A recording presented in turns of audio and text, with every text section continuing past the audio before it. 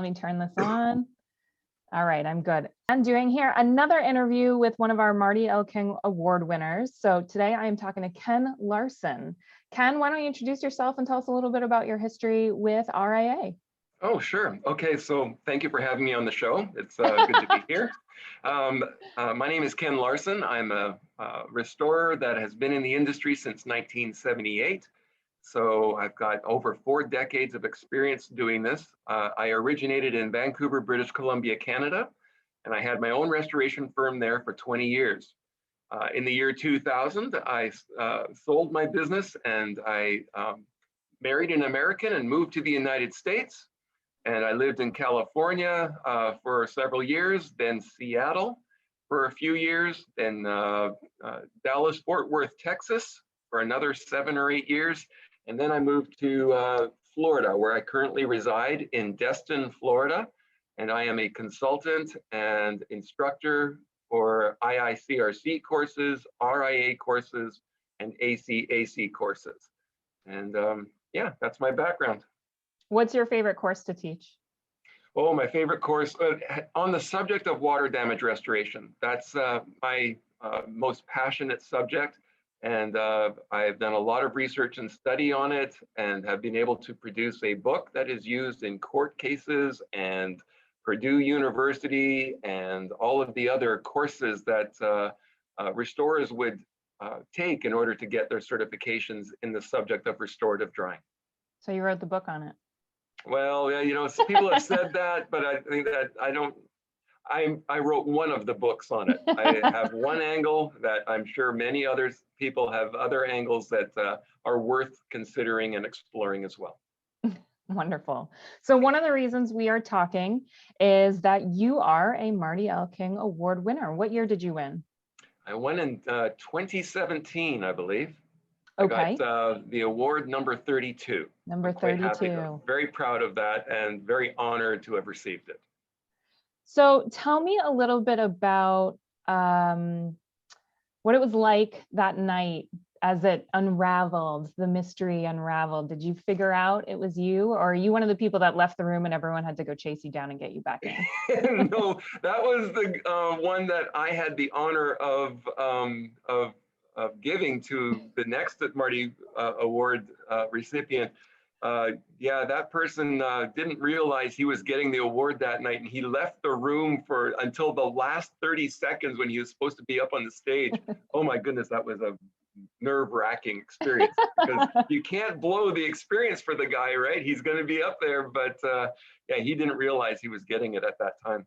So no, for me, it was truly a surprise. I was with my wife in the audience and, you know, excited to see who the next Marty Award recipient was going to be, because it really is quite an honor to receive that. It's the highest honor, in my opinion, that a person can receive in this industry. And so it's nice to see people get recognized for their hard efforts. So I was sitting in the audience and I was hearing the description coming up, and I thought, well, yeah, I guess I could think of several people that, you know, the commentary would apply to. And as it progressed, it became more and more narrow that, oh my goodness, you're talking about me. And I'm, you know, and I was, yeah, I was shocked and surprised. It was very humbling to see and hear somebody from the platform describing appreciation for some of the actions and activities and efforts that I put forth towards the industry. It was very rewarding. Do you remember what you said once you made your way up on stage? Absolutely not. No, I don't remember anything. I was more of like, oh my goodness, what am I going to say? What am I going to do? And it was, yeah, it was just one of those moments that you just kind of, your body's going through the actions, you're moving, but you really don't know what's happening. It's quite surreal, to be honest. Yeah, I bet. Yeah. So tell me, did you know Marty? I did know Marty. We had some really very good conversations when he was with us. Very intelligent. He thought before he spoke. That's one of the things that I remember about Marty, is that you would ask a question and he would ponder it for a few moments before he would give you an answer. And I've always appreciated that. In fact, I try to imitate that.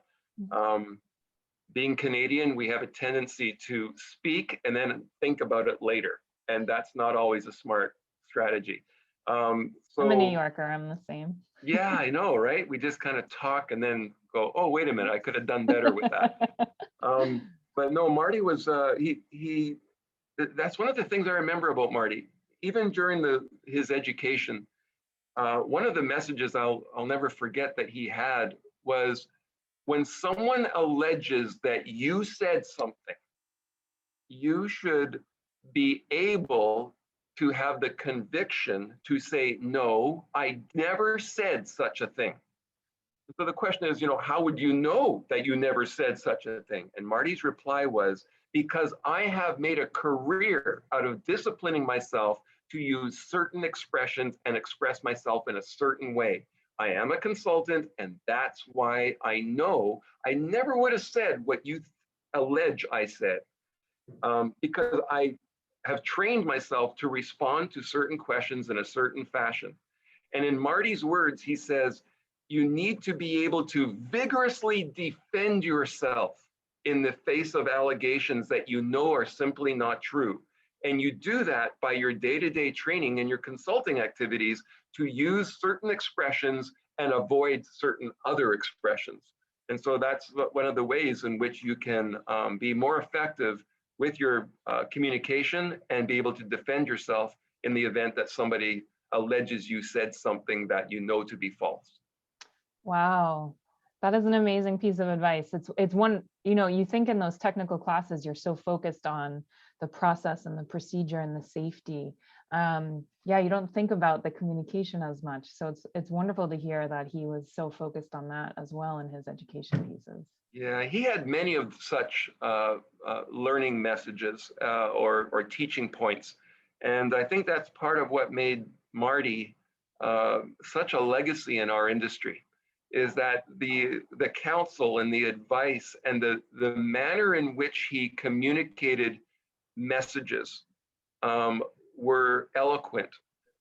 This is evident in his articles. And I hope those articles are somehow one day assembled into a single product, because they're so well worded and they are carefully expressed.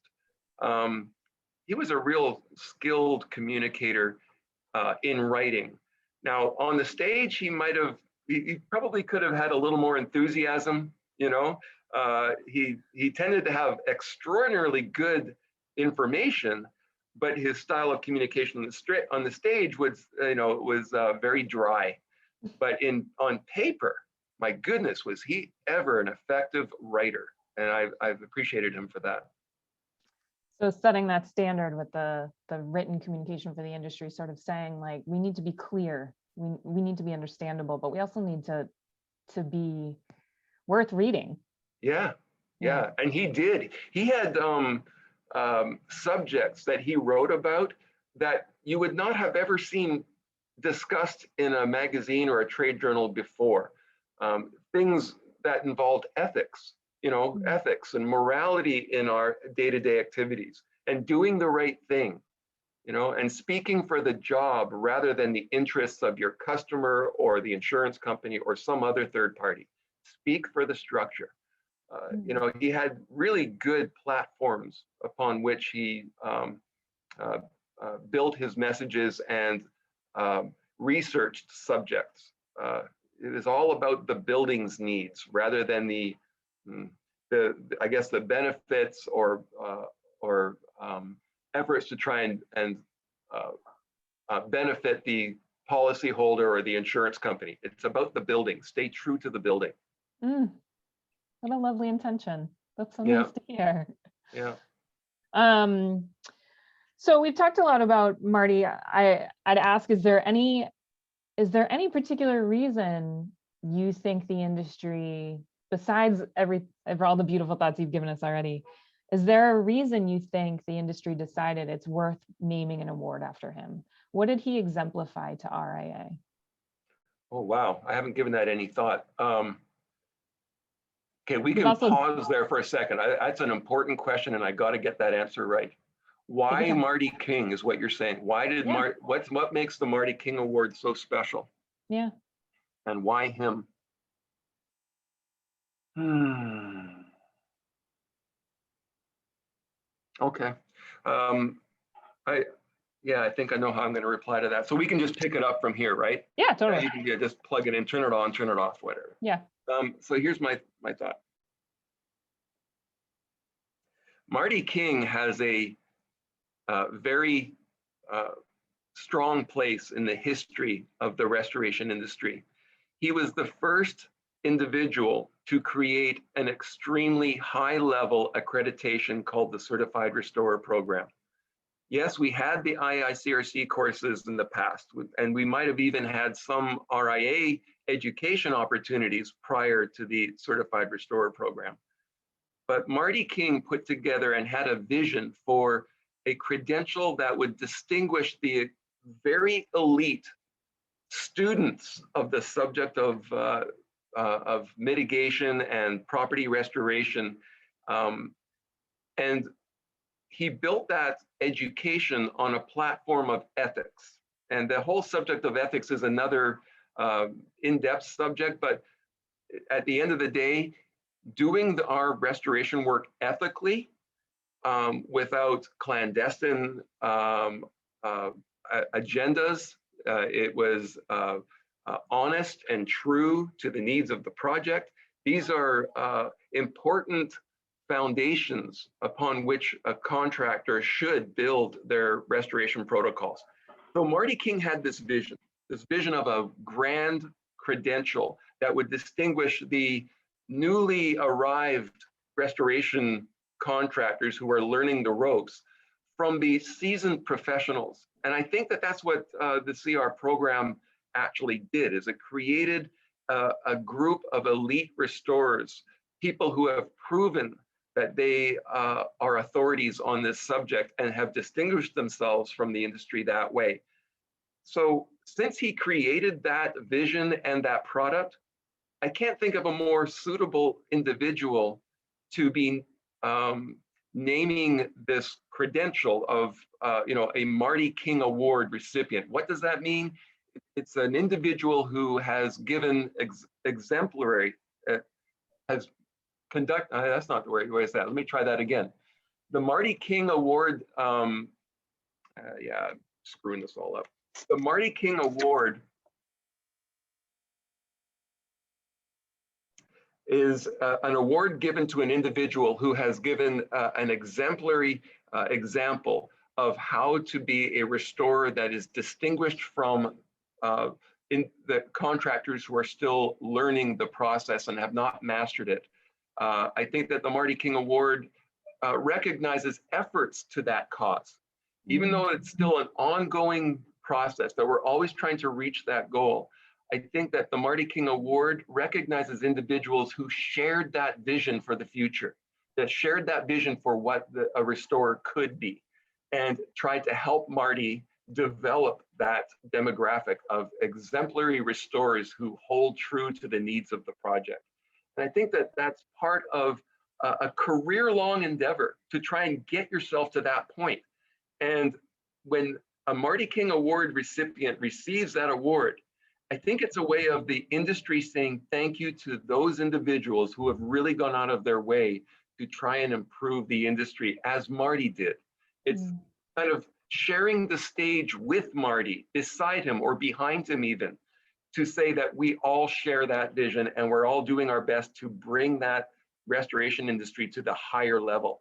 And I just think it's an honor to be considered one of those contributors to the future of this industry. Amazing words, both on who Marty was, what he did, and the legacy he leaves behind, and the goal of those of you who are carrying through his mission, right? What do you think are the responsibilities of somebody who's won the Marty L. King Award? Is there some sort of mission you have for the next year as an award winner? Oh, wow. For the next year. I don't think it's a 1-year commitment. I think that if you get this award, you have been honored to be placed in a class of individuals as an example to others. Now, with that in mind, I think that if a Marty King Award recipient receives the honor of being distinguished with that Marty Award, then what they need to do is make sure that it doesn't go to your head. That's the first and foremost. Okay, never let the Marty King Award go to your head. You're still learning, you're still a student. Even Marty was learning right up until the end. We're all still learning. To be approachable, to be a mentor to others. Most would be honored to receive that award, and they're looking for a path to that same goal. To be somebody who made a difference in their career to the entire industry. So it's coaching others on how they can achieve such an honor, to assist others in holding true to the needs of the job rather than to take that easy path and start, oh, I got to please the insurance company, or I have to please my homeowner, who signed my contract. That's who I work for.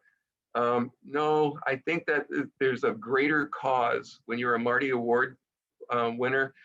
You should be receptive and willing to, and capable of helping others to achieve that goal as well, and be distinguished from, or just be an example to others.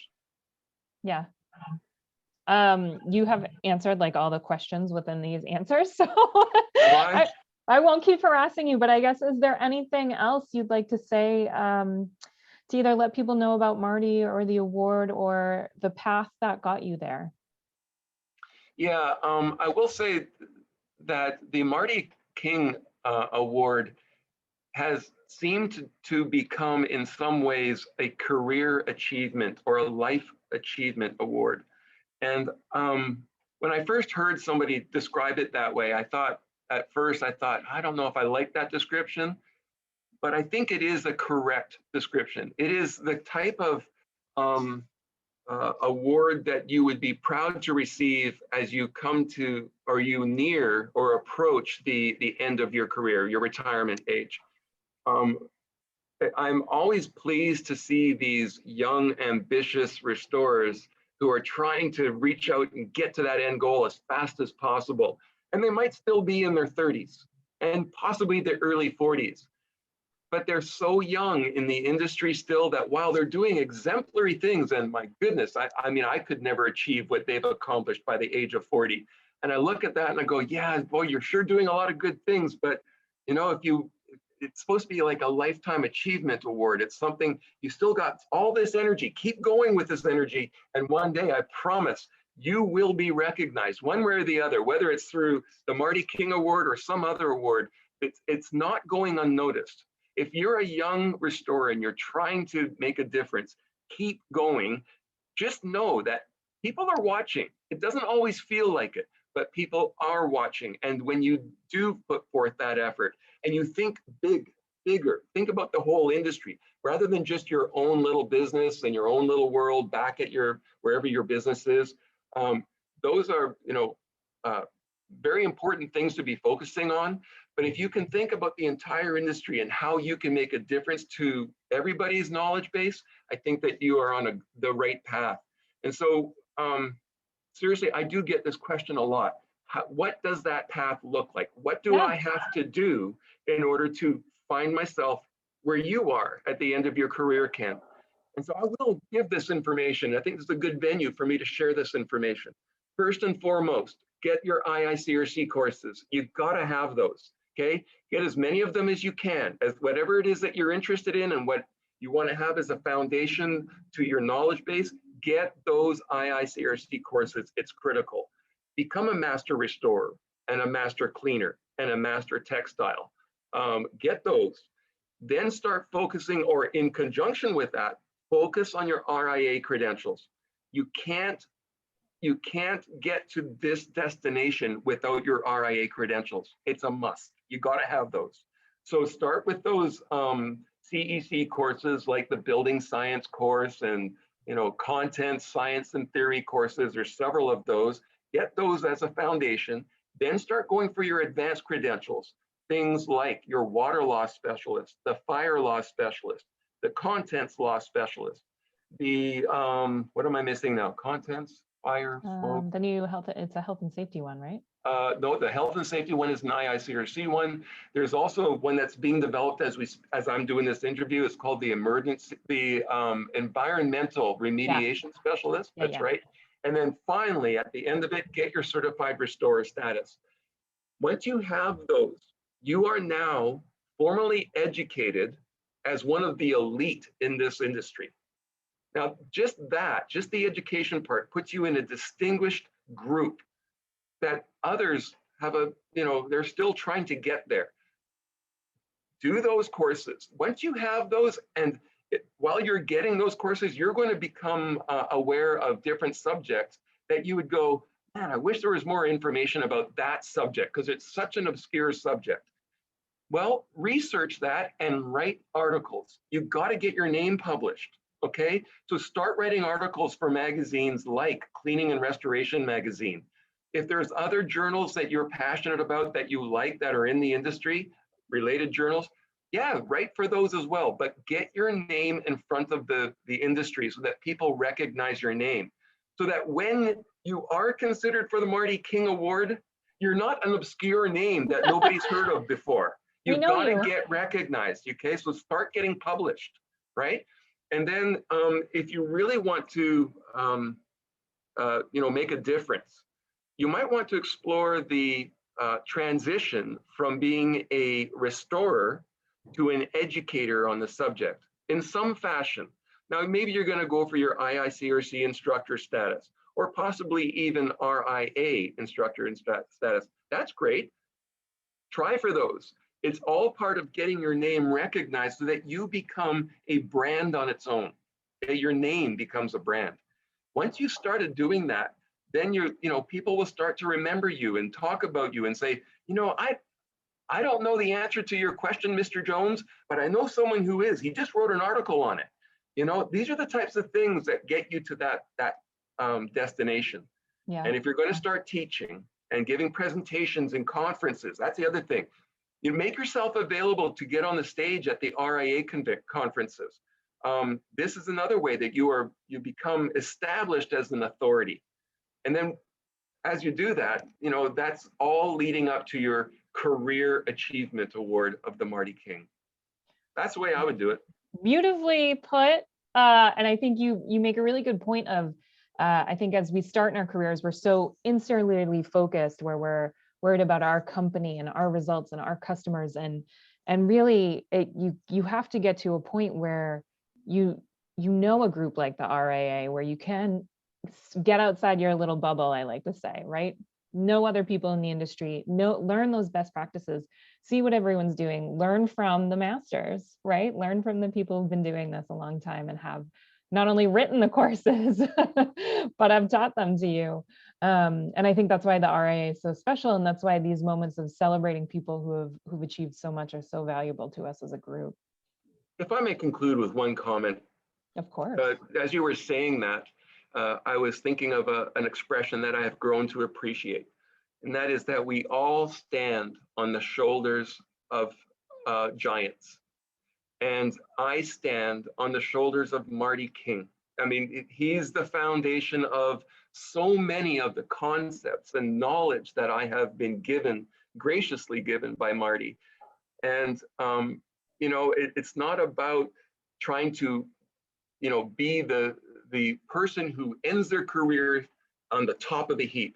No, I would personally feel better if I had others standing on my shoulders and I'm looking up to them, because they have exceeded everything that I have studied, and they're now sharing more wealth of information with me. That's the successful career. And so anything that we can do to help others to reach out is going to benefit the entire industry as a whole. And I think that's part of what makes a Marty Award recipient so, but that's one of the criteria to award a Marty Award recipient with that award, is that they have demonstrated that they are willing to share and they encourage others to exceed their capabilities. Right. Right. It's a paying it forward. Right, exactly that. Well, I appreciate you taking the time today, Ken. It was beautiful to hear your thoughts about Marty and your fond remembrances and your praise. And we're hoping to see you in Florida in June. We'll see this year's and last year's Marty L. King winner there. And we can't wait to see you all in person. It's going to be so much fun. I hope to see everybody there. And I look forward to meeting the new people that have joined RIA in the last 2 years since the pandemic. There's been a lot of action that's coming up there. I'm going to see a lot of faces. If you're new to this organization, please make a point of coming up to me and saying hello to me. I'd love to shake your hand. Absolutely. Same. Thank you so much for your time, Ken. Okay. It's been amazing, and be safe, and we'll see you in a few months. Thank you so much. Okay.